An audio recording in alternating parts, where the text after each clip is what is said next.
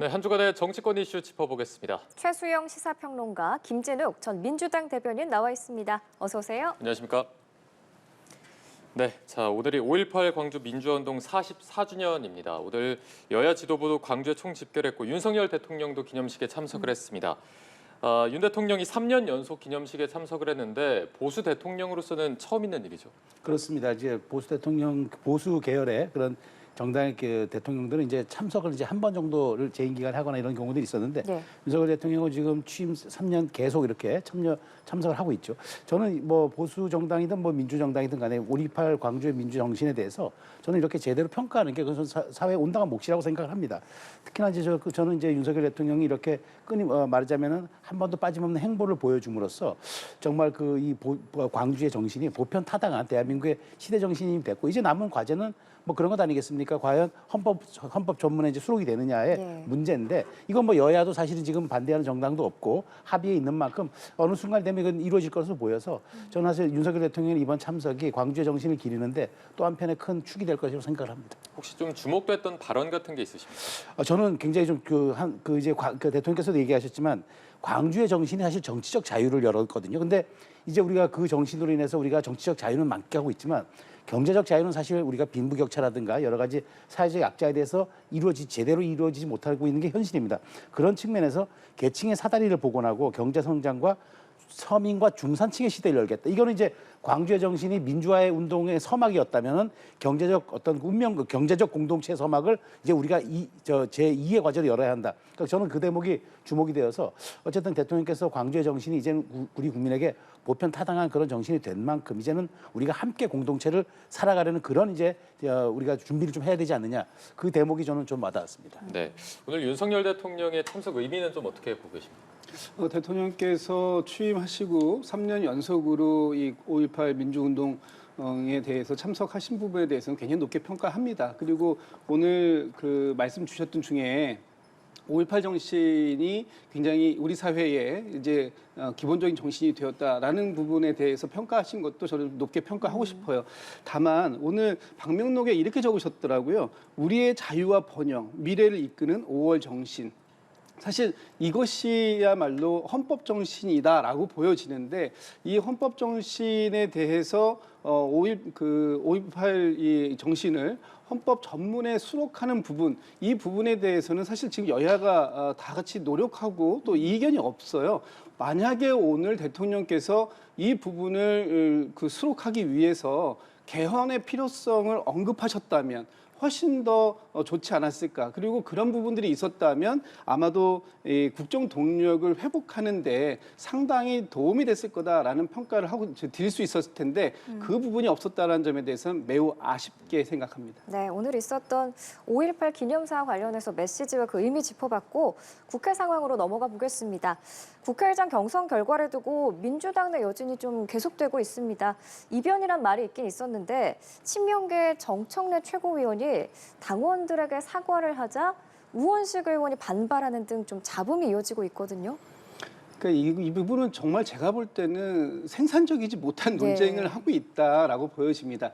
물론 정청래 최고위원 같은 경우에는 많은 이 당심이라고 할 수 있는 지지층의 목소리를 대변하는 최고위원이기 때문에 뭐 그 당원들께서 지지했던 추미애 후보가 당선되지 못한 부분에 대해서 지지층을 위로하는 그런 모습은 필요했을 수도 있어요. 그러나 이 부분이 당심과 지지층의 마음이 괴리감이 있다라고 얘기한 부분 때문에 아마 우원식 그 당선인께서도 좀 그 부분을 좀 지적하신 게 아닌가 싶은데.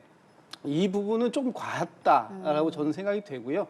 사실 지금 그 원내대표의 역할과 또 국회의장의 역할에 대해서 지금 22대 국회에 당선된 당선인들은 약간의 좀 차이점을 가지고 있을 수도 있다. 왜냐하면 이재명 대표를 중심으로 당이 똘똘 뭉치는 건 맞고요. 거기에서 원내대표가 박찬대 원내대표를 추대하다시피 해서 하나의 이 그룹을 만들어가고 당의 구심점을 만드는 거는 굉장히 동의가 되지만 이 국회의장이라는 부분은 민주당만 있는 것이 아니고 또 지금 지금 집권 여당인 국민의힘 또 그 외에 제 정당들이 있기 때문에 네. 이런 정당들을 아우르고 이끌어 나갈 수 있는 그런 또 역할이 필요한 부분, 이런 부분들에 대한 어떤 많은 고민들 끝에 당선인들이 결정한 사안이기 때문에 네. 이것을 갖다가 무슨 당심과 다르다 이렇게 얘기해서 공격하는 것은 바람직하지 않다고 보여지고요. 아마 우원식 의장도 그런 측면에서 이것은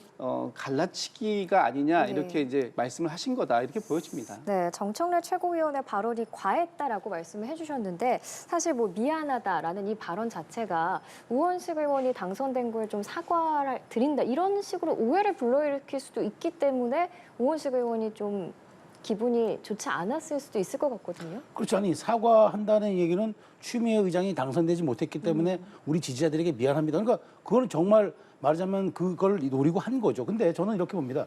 우리가 대의 민주주의를 택하고 있는 것 아닙니까? 우리 국민들이 총선을 통해서 권력을 위임한 사람을 우리가 국회로 보내서 자기의 대의 민주주의를 하잖아요.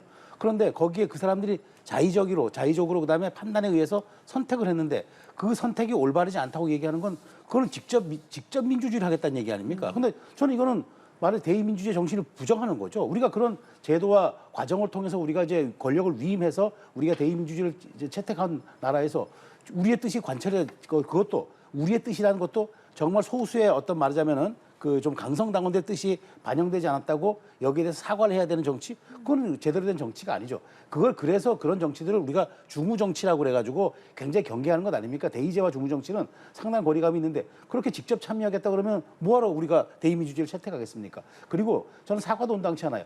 그 얘기가 말하자면 헌법기관의 의원들이 모여서 자신의 판단에 따라 선택한 것을 가지고 그것이 잘못되었다고 얘기하는 거는 그건 민주주의 정신에 대한 그 도리가 아닌 거죠. 그런 측면에서 정청래 최고가 강성 지지층을 향해서 그렇게 좀 말하자면 자기의 입장을 대변하는 얘기를 한 거는 전 개인적으로는 이해가지만 그것이 민주당 최고위원회 수석 최고위원의 발언이기 때문에 이건 대단히 부적절한 거죠. 저게 개인의 의견이었다면 저는 넘어갈 수 있지만 수석 최고가 저렇게 얘기했다는 거는 그 당 지도부의 일부의 뜻이 담겨 있다고 해석될 수 있기 때문에 저건 대단히 부적절한 거고 저는 사실은 그 우원식 의원 입장에서는 정말 제가 보기에 상처받았을 거예요. 저는 자기 소속 정당 구성원들의 의원들의 표를 받아 된 사람인데 그것이 수석 최고위원이 사과를 당원들에게 해야 될 이런 구조라면은 그걸 뭔가 잘못했다 한참 잘못됐죠. 오히려 저는 이것이 민주당의 역동성과 다양성을 보여준 좋은 사례라고 생각하는데 네. 이것이 이렇게 평가받는다 그러면 저는 민주당이 퇴행의 길로 갈 수밖에 없는 것인데 저는 정청래 최고가 어떤 마음을 했는지 모르겠습니다만 두고두고 이 문제는 아마 당의 갈등의 씨앗이 좀 될 것 같다는 그런 생각이 듭니다. 네, 이게 또 같은 선상에서 해석할 수 있는 문제인 것 같은데 지금 추미애 당선인을 지지했던 그 당원들이 탈당을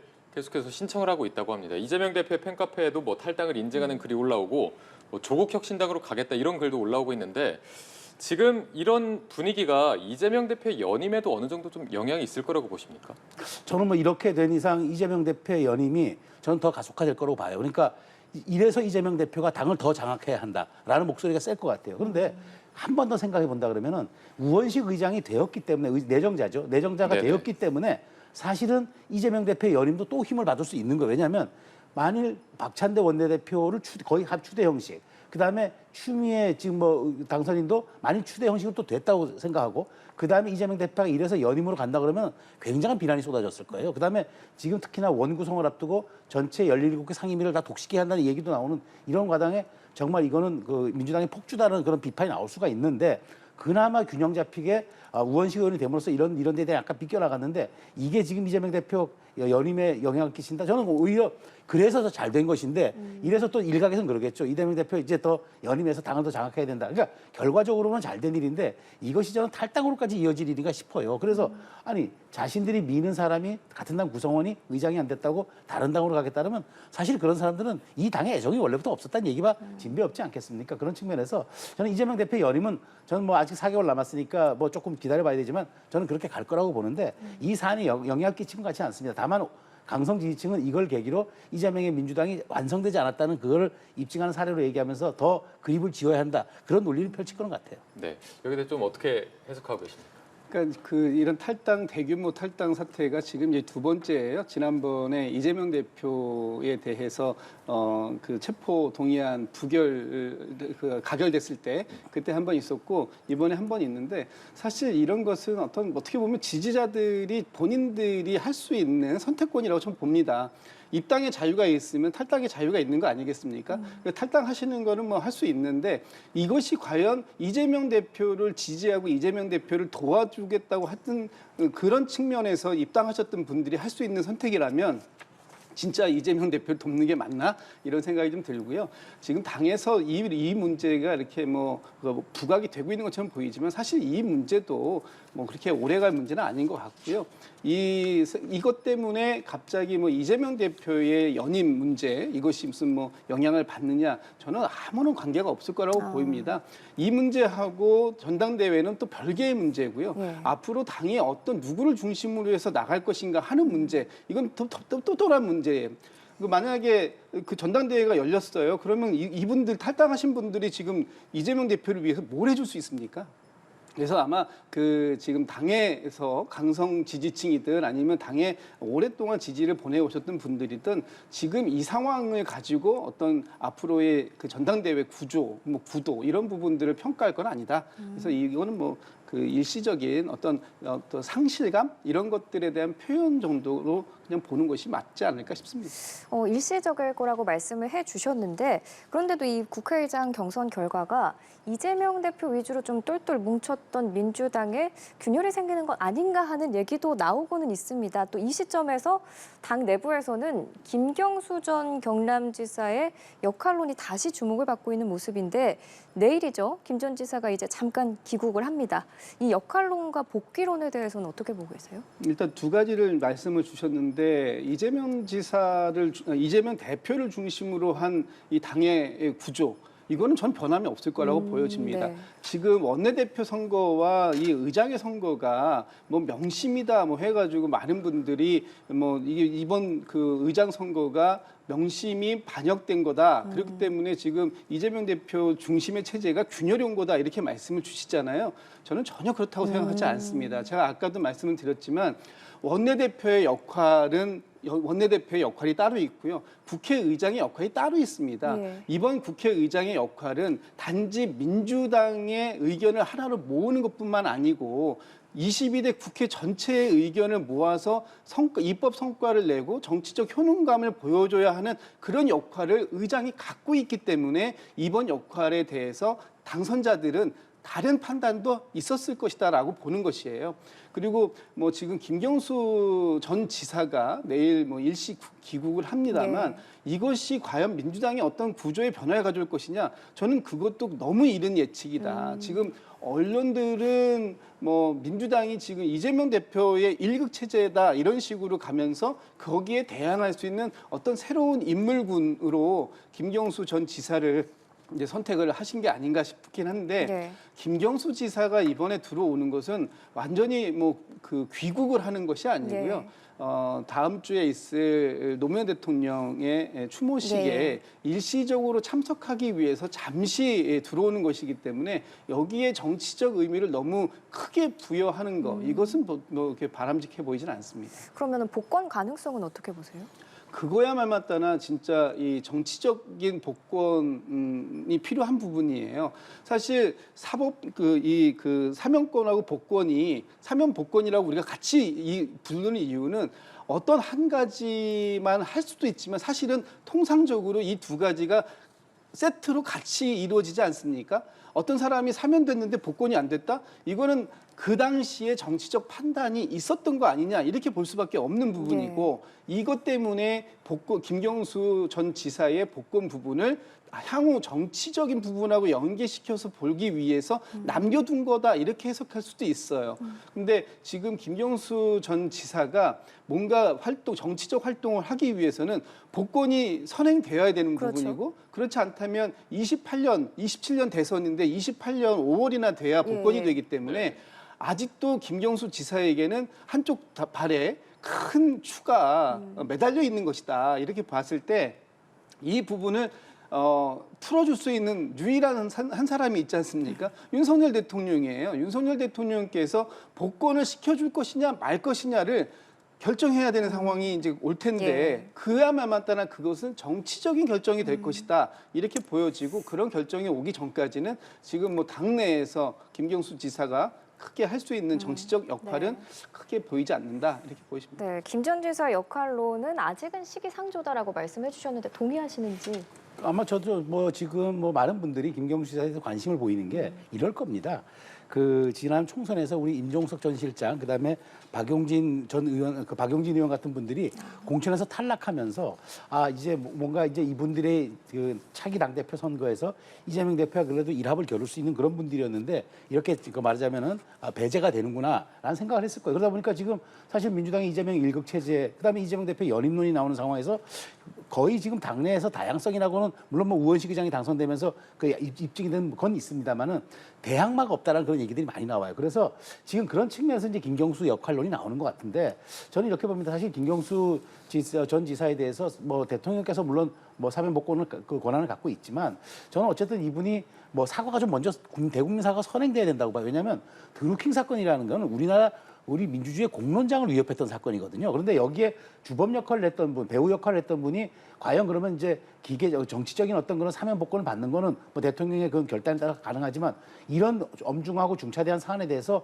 본인이 다시 정치 지도로서 나서겠다 그러면은 거기에 대한 입장 표명이 좀 있어야 된다고 봐요. 그렇다면은 그런 게 선행된다 그러면은 저는 충분히 다시 민주진영에 또 민주당의 한 또 지도자 후보군으로서 저는 충분히 뭐 자질이 있다고 생각합니다만은 어쨌든 지금 대항마가 없고 구심점이 없다는 이유로 무조건 김경수 지사가 서줘야 한다. 이건 논리가 안 되죠. 그래서 그렇다면 대통령도 사면 복권을 행사할 수 있는 명분도 사실 없는 거예요. 그래서 저는 이 부분에 대해서 김경수 전 지사의 분명한 사과와 어떤 이 재발 방지에 대해서 전 입장 표명이 있은 다음에 그다음에 저는 뭐 아직도 대권이라는 게 3년이나 남았기 때문에 결국 이런 과정을 통해서 대통령께서 사면 복권을 행사하지 않을까 싶은데 또 다른 하나의 변수는 대통령께서 사면 복권을 행사한다 그러면은 민주당의 이재명 대표의 경쟁자를 사면 복권했다는 또 하나의 말하자면 이게 트리거가 돼서 방아쇠가 돼가지고 또 다른 정치적 논란이 있을 수 있어서 약간 이 부분에 대한 거는 정치적인 어떤 말하자면 조금 약간 약간 방정식이 좀 복잡해지는 네. 그런 상황으로 봐야 될 것 같습니다. 네, 또 우원식 의원은 아직은 의장 후보자죠. 네. 네, 이제 다음 달 본회의에서 표결을 거쳐서 의장이 된다는 점 다시 한번 예. 말씀을 드리겠습니다. 네, 자 이번엔 저희가 국민의힘 얘기로 좀 넘어가 보도록 하겠습니다. 지금 총선 백서에서 한동훈 전 비대위원장 책임론을 포함할지 그 여부를 놓고 내부적으로 좀 공방이 이어지고 있거든요. 네. 내부적으로 지금 논쟁이 계속되는 이러한 부분 좀 어떻게 해석하고 계십니까? 사실 패배의 원인을 분석하는 것이야말로 다시 그 정당이 승리하기 위한 가장 기본적인 첫 절차입니다. 그렇기 때문에 패배의 원인을 분석을 둘러싸고 치열한 격론이 벌어지고 논쟁이 있는 건 당연한데 근데 이게 백서에 특정인의 이름을 기수하냐 마느냐가 지금 논쟁으로 가고 있잖아요. 이건 대단히 부적절한 거죠. 오히려 우리가 선거를 흔히 이렇게 얘기하지 않습니까? 선거는 구도와 인물과 이슈가 세 가지가 지배하는 선거다. 네. 그러면 구도에서 어떤 게 짜여졌느냐가 가장 중요합니다. 그 다음에 이제 인물과 이슈가 그 다음으로 가는 건데 지금 구도를 놓고 보면은 사실 한동훈 위원장의 책임이 없다고 볼 수밖에 없죠. 왜냐하면 정권 심판론의 기제가 작동했다고 본다 그러면은 그런데 이제 한동훈 위원장이 캠페인의 문제, 다시 말하면 전략적인 어떤 선거 과정의 문제를 가지고 얘기하면 그거는 비판받을 수 있으나 구도 자체에서 불리해진 게임을 한동훈 위원장이 잘못 캠페인을 했다? 캠페인은 그 과정을 보완하는 일종의 보완제의 성격인 거지 캠페인 자체가 모든 선거를 지배할 수 있는 건 아니거든요. 예. 그런 측면에서 오히려 이런 것은 이게 이제 한동훈 위원장의 책임도 분명히 있을 겁니다. 그래서 한동훈 위원장의 책임이 뭐 5냐, 6이냐, 7이냐 뭐 이런 것들 두고 논쟁할 수 있는데 마치 백서에 한동훈 위원장의 이름이 들어가야만 이게 백서에 정말 말하자면 완성이 이루어지는 것처럼 본질이 좀 왜곡되고 있다고 봐요. 그래서 저는 이 논란이 국민의힘을 건강하고 다시 이기는 정당으로 역동성을 만들어주는 그런 과정이 돼야 되는데 이게 엉뚱하게 전대를 둘러싸고 누구에게 책임을 지어서 마치 여기에 대해서 발목 잡기를 하는 것처럼 비춰지는 거 저는 이거는 건강하지도 않고 국민들 눈에 보이기에 타당하지도 않고 반성해 보이는 것 같지도 않아요. 그래서 이 부분은 빨리 저는 백서 논쟁은 빨리 좀 말하자면은 그 수면 아래로 좀 내려가는 게 맞다고 봅니다. 네, 특정인의 이름을 뭐 백서에 기재하는 것은 옳지 않다 네. 이런 입장을 보여주셨는데 어떻게 좀 보고 계십니까? 지금 그 국민의힘은 그 4월 10일 총선 참패 이후에 단 한 걸음도 앞으로 전진하는 모습을 보여주지 못하고 있다. 물론 반성이 전제되고 그 반성을 통해서 앞으로 향후 어떤 혁신을 이루어낼 것인가라는 부분에서 놓고 본다면 백서 작업은 중요한 부분이죠. 그런데 지금 백서 작업을 하면서 특정인의 책임 공방으로 빠져들고 있는 이런 모습들이 국민들께서 특히 국민의힘을 지지했던 지지자들의 모습, 그 지지자들께서는 어떻게 보실지 굉장히 한심해하지 않으실까라는 생각이 좀 들고요.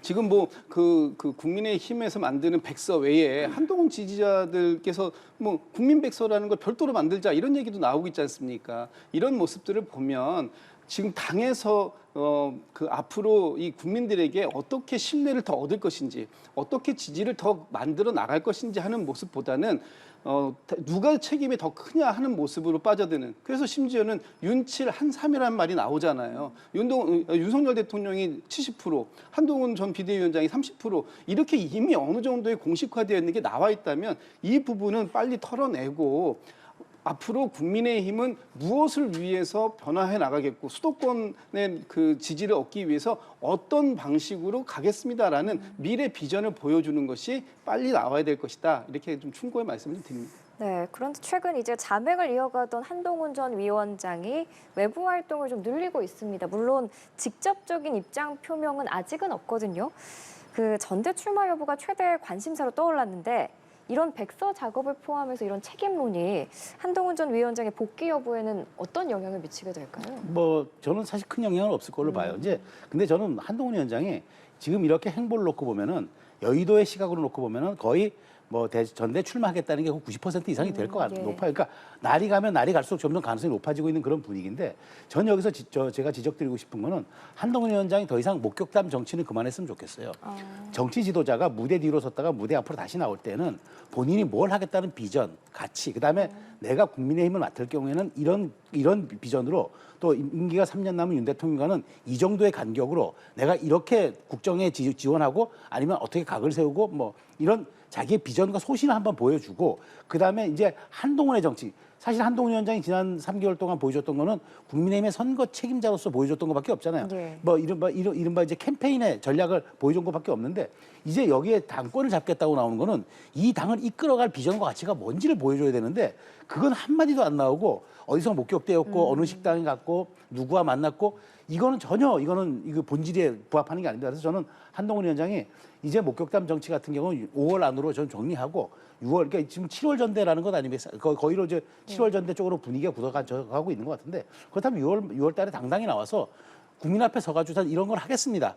저를 평가받겠습니다. 당원 여러분, 난 이렇게 평가해 주십시오.라고 당당하게 이제 정치 지도자의 모습을 보여줘야지. 이제 대선 패배에서 총선 패배에서 내가 어떤 그 정치적 공간을 만들고 진입하겠다고 자꾸 이렇게 말하자면 찔러보는 이런 정치는 저는 큰 정치의 지도자가 되면 안 되는 것이기 때문에 빨리 그것부터 전 정리하는 게 필요하다고 봅니다. 그러니까 목격담 정치가 아닌 자신의 비전과 그렇죠. 소신으로 앞서서 나와야 한다. 그렇죠. 이렇게 말씀해 주셨는데 전대에 나올 가능성, 복귀 가능성은 어느 정도로 보시나요?